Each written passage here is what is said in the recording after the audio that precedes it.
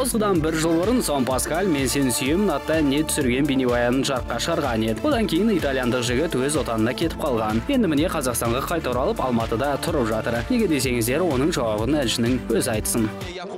Мен кішкентай 2 адамдық ұшақ сатып алдым, онымен жиі ұшып тұрам. Бұл менің жаңа ермегім десем де болады. Бұрын параплан болатын, қазір ақшам көбейгендіктен ұшақ алдым өзіме. Шын айтам. Ақшаны жақсы табатын Паскаль жаңа ермегінен бөлек жаңа жобаға да кірісуде. Менің жаңа командам бар, олар өте танымал блогерлер. Бірақ сіздерге аттарын айтпаймын, өйткені әлі жобаны шығарған жоқпыз. Алайда Қазақстанның өте танымал вайнерлері екенін жасырмаймын. Өзінің жаңа командасымен әнші бірнеше туындыларды да жазып үлгерген.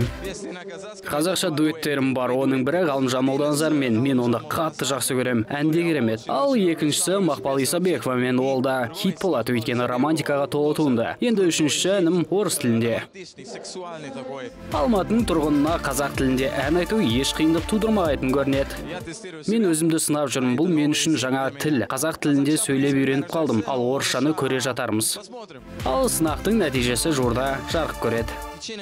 Енді бір айдың ішінде біреу немесе екеу шығады. Әрине, сіздер бірінші боласыздар. Мен Гаккудың эксклюзивті бірінші беретініне сенемін. Ендеше назарларыңызға эксклюзивті ұсынамыз. Песня Галымжан называется «Я люблю курица». Песня с Макпалом «Я люблю болгарский перец». Серьезно. Жарайды, қарны аш Паскальмен сұхбаттасу мүмкін емес. Алайда итальяндық әнші жаңа туындыларына байланысты жаңалықтармен бірінші болып Гакку арнасымен бөлісуге сөз берді.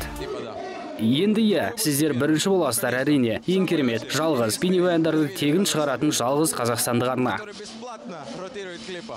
Ендеше күтеміз.